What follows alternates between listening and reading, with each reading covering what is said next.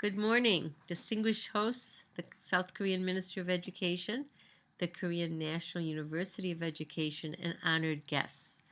Though I cannot be with you in person today, please know that I am here with you in spirit.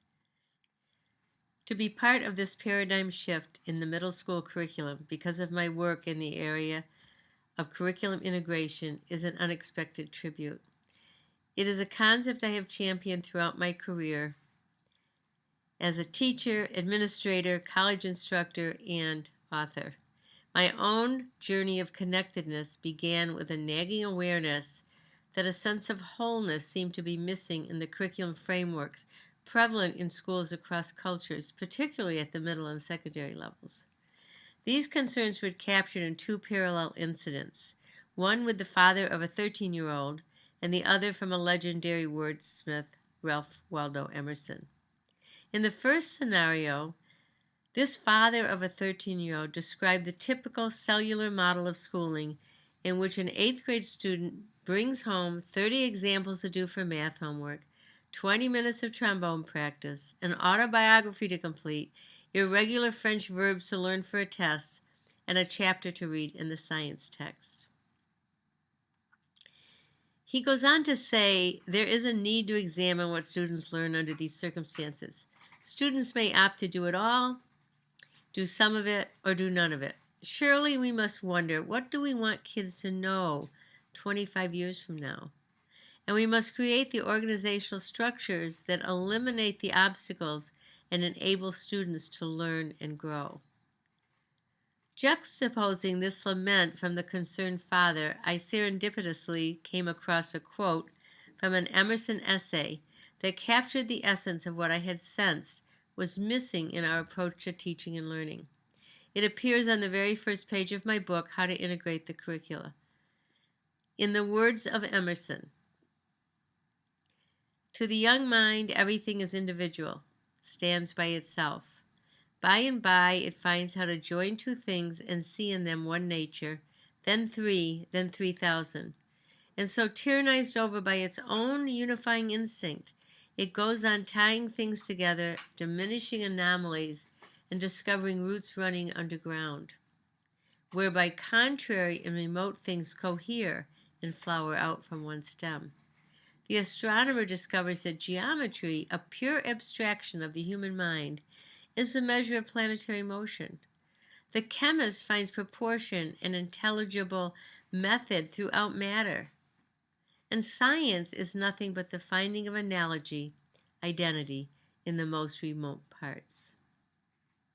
I think the concept that most mirrored my own experience as a learner is captured in the words, discovering roots running underground and flowering out from one stem.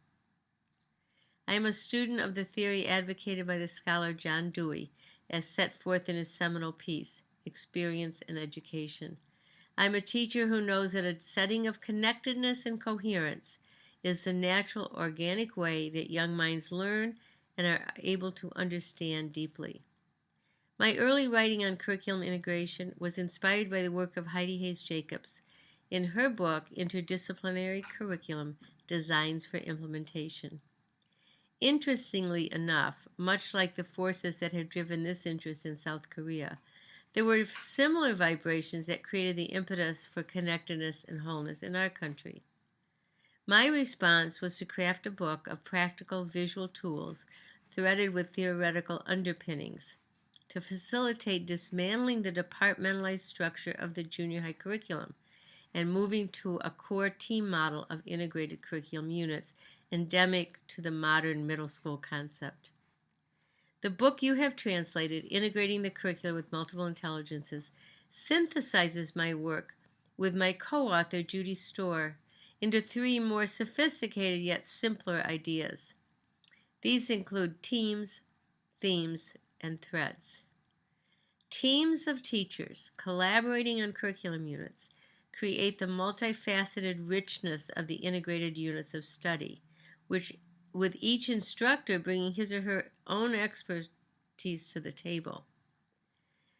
Robust conceptual themes, patterns, change, creativity provide the relevance that fosters student involvement. investment in the project, and student ownership. And the threads of rigorous thinking skills, student collaborations, visual and performing arts, as well as the ever-expanding digital tools, lend themselves to the intended results, which are real-world skills and talents. 1, productive problem solving. 2, sound decision making. And 3, creative ideation and innovation. I believe that experiential wholeness is at the heart of the teaching-learning equation. I believe in a liberal arts education that builds a rich and varied background of resources to draw upon. And I believe in creating school curricula that foster multimodal, real-world projects and authentic performances to serve the innovative minds of our youth. I believe that experiential wholeness is at the heart of the teaching and learning equation. I believe in a liberal arts education that builds a rich and varied background of resources to draw upon. And I believe in creating school curricula that fosters multimodal, real-world projects and authentic performances to serve the innovative minds of our youth. While incorporating end-of-unit projects to culminate a study unit is common, this emergence of inquiry-based learning in its various iterations is giving a new emphasis to the student-centered model.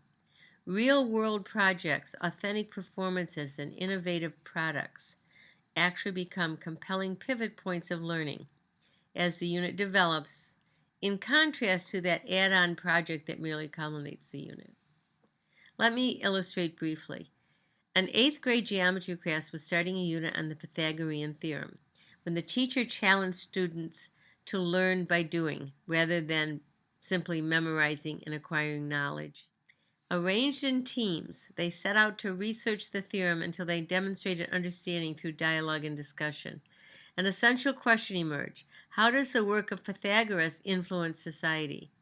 They brainstormed all kinds of possibilities for putting the Pythagorean theorem to use as they continue to research authentic applications dependent on the theorem.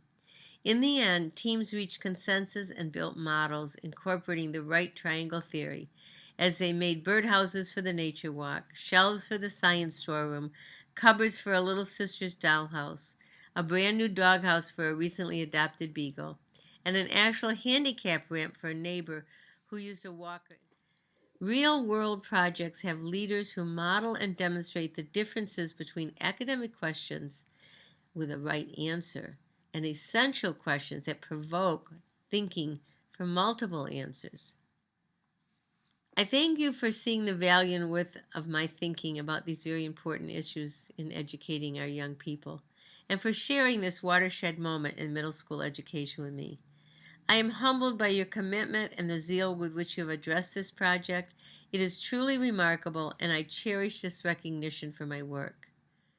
May you have a fruitful conference as you begin your journey of making connections and sensing the roots running underground through a plethora of disciplines and fields of study. In closing, thank you for your kind attention from Chicago, Illinois.